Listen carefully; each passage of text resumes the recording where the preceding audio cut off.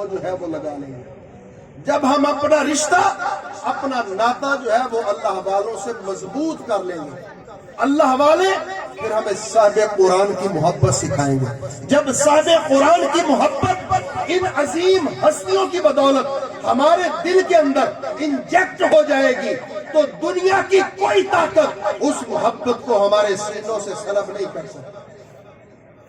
ایک محبت کا بیج ہمارے دلوں کے اندر, یہ نوجوانوں کے اندر, امیر المجاہدین, فراف الرسول, عاشق رسول, استاذ العلماء, فخر العلماء, محترم جناب استاد محترم حضرت قبلہ امیر المجاہدین خاتم حسین رضوی صاحب نے رحمت اللہ تعالی علیہ, آپ نے لبیک یا رسول اللہ کا جو نعرہ اور محبت دے کر میرے اور تیرے سوئے ہوئے ایمان کو جلا بخشی ہے. دنیا کی ساری طاغوتی طاقتیں اکٹھی ہو کر اس محبت کو میرے اور تیرے سینے سے اگر نکالنے کی لاکھوں کوشش کر لے تو وہ ایک رتی کے رائی کے دانے کے برابر بھی اس محبت کو کم نہیں کر سکتی. یہ جیسے جیسے وہ کم کرنے کی کوشش کرے گی ویسے ویسے یہ محبت نوجوانوں کے دلوں میں اور زیادہ بڑھتی چلی جائے گی.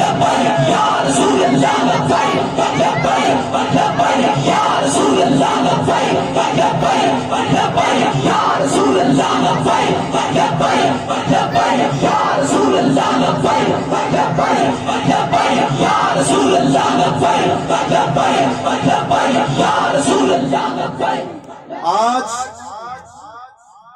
عالم کفر جو ہے وہ بڑا حرکت میں ہے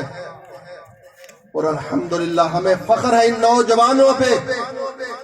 کہ جن کے دل دھڑکتے ہیں مدینے کے تاجدار کی ناموس کی خاطر. دنیا کے کسی بھی کونے کے اندر میں تو کتے کے ساتھ تشبیہ دینا بھی جانور کی توہین سمجھتا ہوں. اس بدبخت لعین کو جو رسول اللہ کا گستاخ ہے, کتے کے ساتھ تشبیہ دینا یہ میں سمجھتا ہوں کہ کتے کی توہین ہے. 2 دن کتے کو روٹی ڈالی جائے تو وہ اپنے مالک پہ جان نچھاور کرتا ہے, وفا کرتا ہے, بے وفائی نہیں کرتا. یہ ایسے بدبخت لعین ہے جس نبی کے نام پہ کھا رہے ہیں, اسی نبی کی شان میں گستاخی کرنے کے لیے خود بھی برسرے کردار ہے اور اپنے حواریوں کو پیچھے لگا کر لوگوں کو اس طرف راغب کیا ہوا ہے کہ آئے دن جو ہے کوئی نہ کوئی ایسی خباثت اظہار کر دیتے ہیں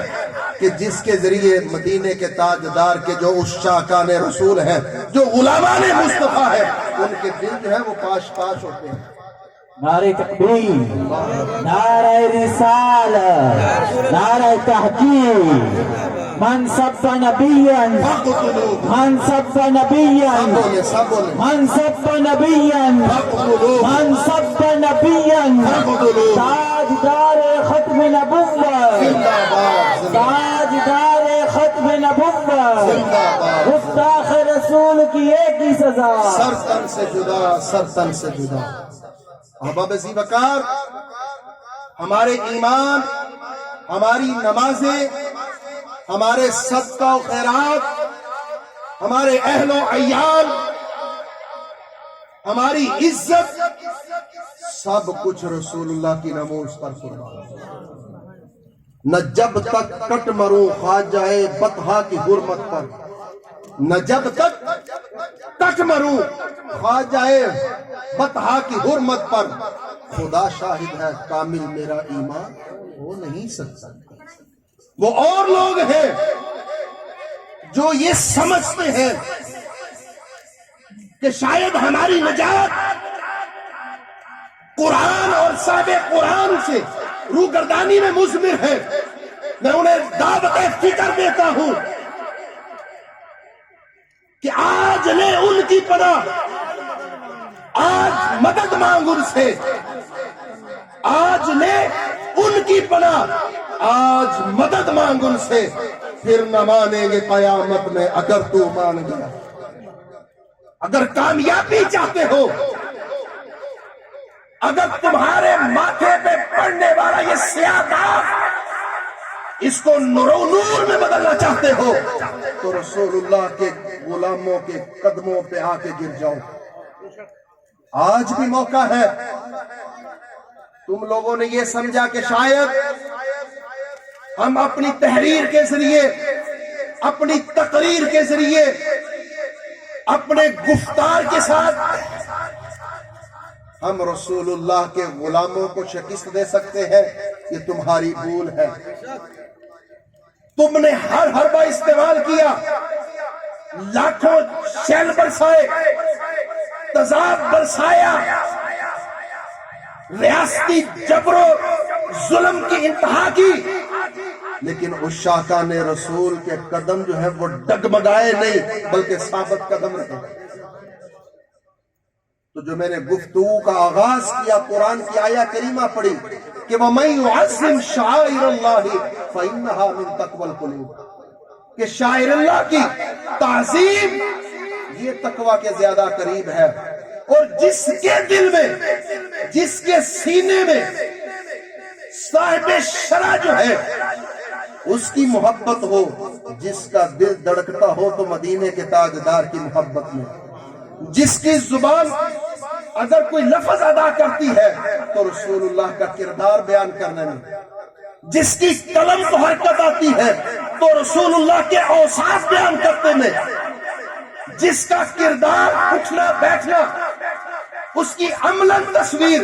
اگر ہم دیکھنا چاہتے ہیں تو ہمیں رسول اللہ کا کردار نظر آتا ہے. اگر ہم کامیابی چاہتے ہیں تو ہمیں ان اللہ والوں کی سنگت میں، صحبت میں آ کر اپنی شخصیت میں جو عنایت کا غلیظ پودا ہے ہم نے اس پودے کو اکھاڑ کے پھینکنا ہے اور اللہ والوں کی صحبت اور سنگت کو اختیار کرنا ہے. پھر ہمیں محبت رسول جو ہے، جو ہم دعوی محبت رسول کا کرتے ہیں، اس دعوی محبت رسول میں ہم سچے ثابت ہوں گے. بصورت دیگر صرف ہم نعرے کی حد تک رہ جائیں گے. اب اسی وقار اگر آج مسلمان متحد ہو جائے، قرآن کو سینے سے لگا لے، رسول اللہ کے فرمان کو سینے سے لگا لے، تو پھر یہ رسوائی ہمارا مقدر کبھی نہ بنے. اقبال نے بڑا خوبصورت میرے اور تیرے ضمیر کو جھنجھوڑا ہے کہ وہ معزز تھے زمانے میں مسلمان ہو کر، وہ معزز تھے زمانے میں مسلمان ہو کر، اور آج ہم خوار ہوئے تارک قرآن ہو کر. آخر میں دعوت فکر یہ دیتا ہوں پیر صاحب کی موجودگی میں کہ اگر ہم یہاں سے اٹھ کر جن جن کے گھر والدین بوڑھے ہیں نا، اگر والدین ناراض ہیں تو جا کے ان سے معافی مانگیں، اپنے آپ کے ساتھ وعدہ کریں اللہ کو گواہ بنا کر، مجھے خوش کرنے کے لیے نہیں، بٹ صاحب کو خوش کرنے کے لیے نہیں، اللہ اور اس کے رسول کی رضا کی خاطر اپنے دل میں عہد کر لے کہ ہم نے جا کر یہاں سے اپنی ماں سے معافی مانگنی ہے، اپنے بوڑھے باپ سے معافی مانگنی اگر وہ اولاد سے ناراض ہے.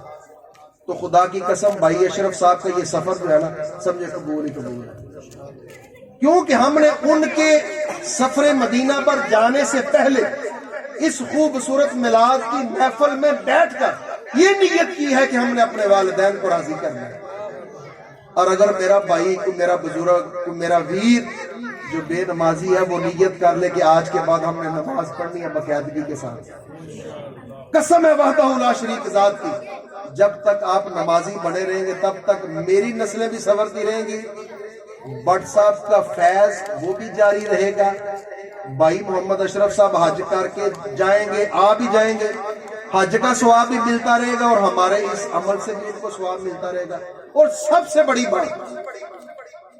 وہ کیا ہے کہ جب تک آپ زندہ رہیں گے آپ کے دل کو اطمینان اور سکون ملتا رہے گا. اگر آپ واقعی اپنے دل کا قرار اور سکون چاہتے ہیں تو نماز کی باقاعدگی کریں، اور اپنے بڑا پڑا ہوا گھر کے اندر جو آپ کے گھر میں اللہ کا قرآن ہے نا، محبت کے ساتھ.